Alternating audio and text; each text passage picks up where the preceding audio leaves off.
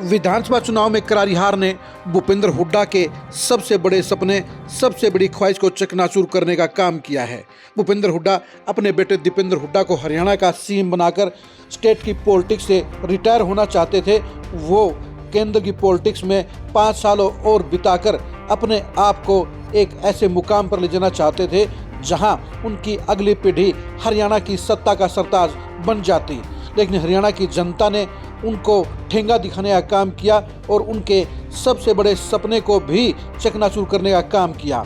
आखिर भूपेंद्र हुड्डा का सबसे बड़ा सपना क्या था और भूपेंद्र हुड्डा किस तरह से अपनी जुबान पर मुकर गए हैं और भूपेंद्र हुड्डा के लिए अब कौन सा आखिरी रास्ता बचा है और भूपेंद्र हुड्डा ऐसा क्यों करने को मजबूर हुए हैं, ये जानने के लिए आज की इस खरी खरी खबर को गौर से सुनिए।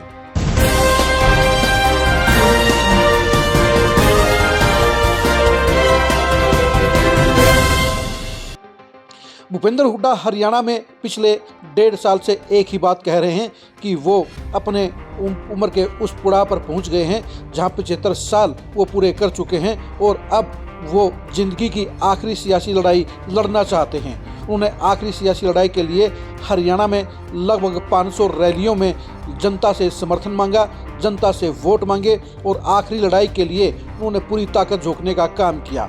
आप खुद ही सुनिए भूपेंद्र हुड्डा ने लोगों से क्या अपील की, उन्होंने जनसभाओं में क्या भाषण देने का काम किया। निगम सरकार को काम करने वाली नहीं है, तो अब समय आया, मैं तो इस वास्ते भी आया कि भाई मेरी तो उम्र भी 75 साल का हो गया। मैं देखो पहले एक बार नदी में डूब गया था मैं, उस टाइम मैंने कहा था बाकी जिंदगी जन्म दिया भगवान में सेवा करूंगा लोगों की भी कोरोना में दूसरा दिन फिर मिल गया तो भाई फिर मैं सेवा करूंगा, आपका आशीर्वाद देना आया हूँ। गिलौड़ गांव का आशीर्वाद ऐसा ही हम लेने आया क्योंकि 1 साल रह गया और भाई मैं आप इजाजत दोगे तो अपनी लड़ाई शुरू कर दूंगा। मैं तो बताया 75 साल का भाई, मेरा मन ये है कि ईद की बार आखिरी आर पार की लड़ाई लड़ने का।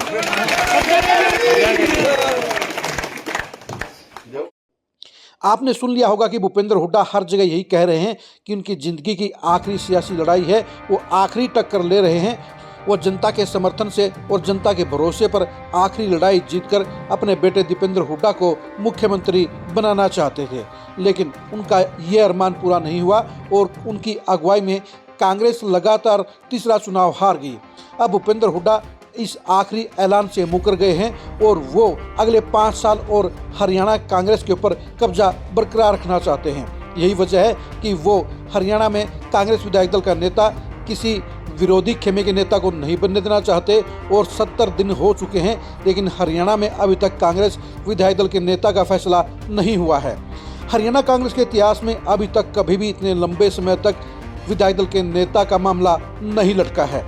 भूपेंद्र हुड्डा ये पद अपने लिए लेना चाहते हैं। इसकी वजह यह है कि वो जहां अपनी चौधर कायम रखना चाहते हैं, वहीं चंडीगढ़ में मंत्री की सुविधाएं और बड़ी कोठी को भी अपने पास रखना चाहते हैं।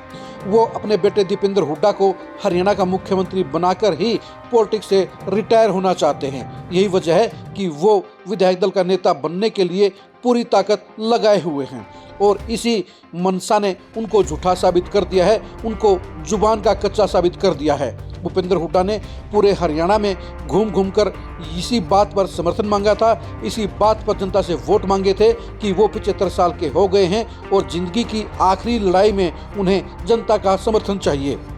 लेकिन दिक्कत इस बात की है कि वो आखिरी लड़ाई हार गए हैं और ऐसे में उनको अपने बेटे दीपेंद्र हुड्डा को मुख्यमंत्री बनाने के लिए एक लड़ाई और चाहिए और इसलिए भूपेंद्र हुड्डा अब 2029 के चुनाव के लिए भी कांग्रेस पर कब्जा रखना चाहते हैं, अपना वर्चस्व रखना चाहते हैं, कांग्रेस को अपने चंगुल में रखना चाहते हैं। इसलिए वो अब विधानसभा के अंदर अपने आप को नेता प्रतिपक्ष के तौर पर बरकरार रखना चाहते हैं।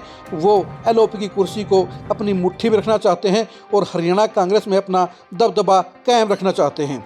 अभी तक कहा जाता था कि दीपेंद्र हुड्डा जुबान के कच्चे हैं, वो थपकी मार नेता हैं, लेकिन अब इस सारे प्रकरण ने और भूपेंद्र हुड्डा की पलटी मार पॉलिटिक्स ने ये साबित कर दिया है कि वो भी जुबान के पक्के नहीं हैं, वो भी जुबान के कच्चे हैं, वो भी पलटी मार नेता हैं और अपने बेटे घंटे के लिए वो धृतराष्ट्र की तरह आंखें बंद करके उसे मुख्यमंत्री बनाने के आखिरी और एकमात्र अभियान में जुटे हुए हैं। यानी भूपेंद्र हुड्डा ने अपने बेटे दीपेंद्र हुड्डा को मुख्यमंत्री बनाने के लिए आखिरी लड़ाई के ऐलान को भी अपने ही बातों से, अपने ही दावों से, अपने ही शब्दों से झूठा साबित कर दिया है और ये बता दिया है कि वो सिर्फ सत्ता हासिल करने के लिए ही जनता से आखिरी लड़ाई के नाम पर इमोशनल वोट हासिल करने की कोशिश में लगे हुए थे।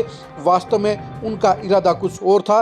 वो जनता को मूर्ख बना रहे थे, जनता की आंखों में धूल झोंक रहे थे और चुनाव में हार के बाद उनका असली रंग सामने आ गया है और ये साबित हो गया है कि भूपेंद्र हुड्डा भी क्रिकेट के रंग वाले नेता हैं। अपने फ़ायदे के लिए वो जनता से झूठे वायदे करते हैं, अपने फ़ायदे के लिए वो झूठे ऐलान करते हैं और इसलिए अब वो अपने बेटे को सीएम बनाने के लिए 2029 तक सियासत करना चाहते हैं, हरियाणा कांग्रेस पर अपना कब्जा कायम रखना चाहते हैं। आप भूपेंद्र हुड्डा की आखिरी लड़ाई के वायदे को लेकर क्या सोचते हैं, कमेंट करके जरूर बताइए। क्या भूपेंद्र हुड्डा को 2029 के चुनाव तक कांग्रेस की कमान सौंपी जानी चाहिए, ये भी कमेंट करके जरूर बताइए। क्या भूपेंद्र हुड्डा की अगुवाई में कांग्रेस का बंटाधार हुआ है, ये भी कमेंट करके जरूर बताइए। आप हमारे फेसबुक पेज को फॉलो कीजिए, आप हमारे यूट्यूब चैनल को सब्सक्राइब कीजिए। नमस्कार।